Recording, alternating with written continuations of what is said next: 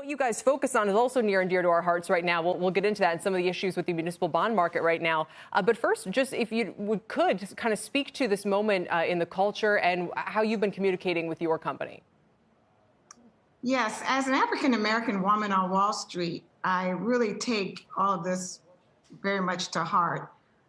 For us, diversity and inclusion is not just, a chapter in our, company manual. This is the third major disruption, I think, in my 30-plus year career on Wall Street. I started with Black Monday about 2 months after I started, then the financial crisis as head of a firm, and now the situation today.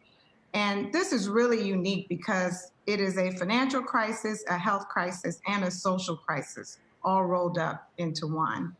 I grew up in the South and saw the systemic racism my parents faced. The events of late and in recent years has been really, really troubling.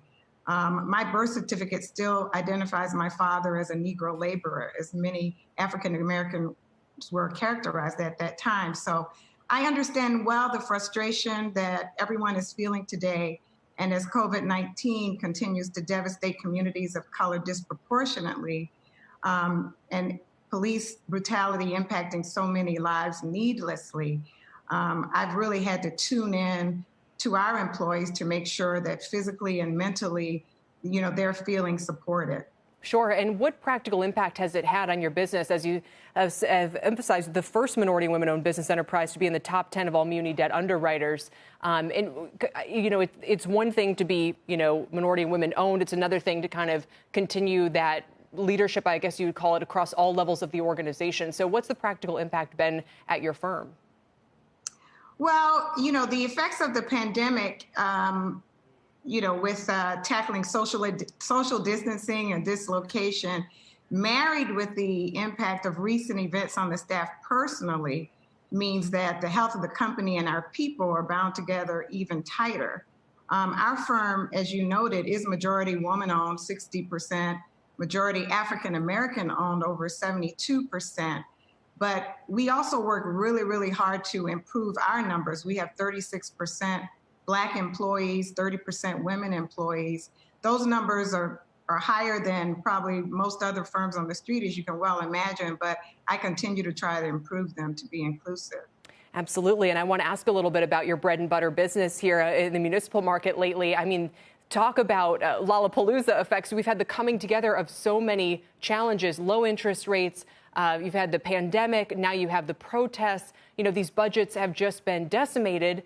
A lot of municipalities are relying on borrowing in order to kind of fill these gaps and the Fed's backstop there. What can you tell us about how this is playing out on the front lines?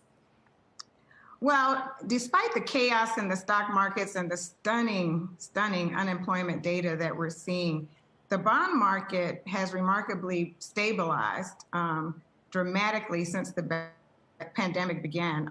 We saw significant dislocation at the beginning of the pandemic, at the announcement in mid-March to early April, with rates spiking and large bond fund outflows, and numerous high-grade transactions. So issuers who were trying to access the markets really had to postpone transactions and go to day to day. But in recent weeks, we've really seen great improvement, and I think that's both a testament to the support of the, federal support, the Municipal Liquidity Facility program being instituted as a backstop to local municipalities to take advantage of cash flow borrowings with notes out to up to 36 months. But it's also because investors have so much money they need to put somewhere. Right. And June is a huge redemption month and a big maturity month for lots of bonds. And so we see a lot of money that's available right now. So we did just this week a $700+ million New York water transaction. That's viewed to be an essential service. And that deal had maturities from 2025 to 2050. And we achieved the 2.87% TIC.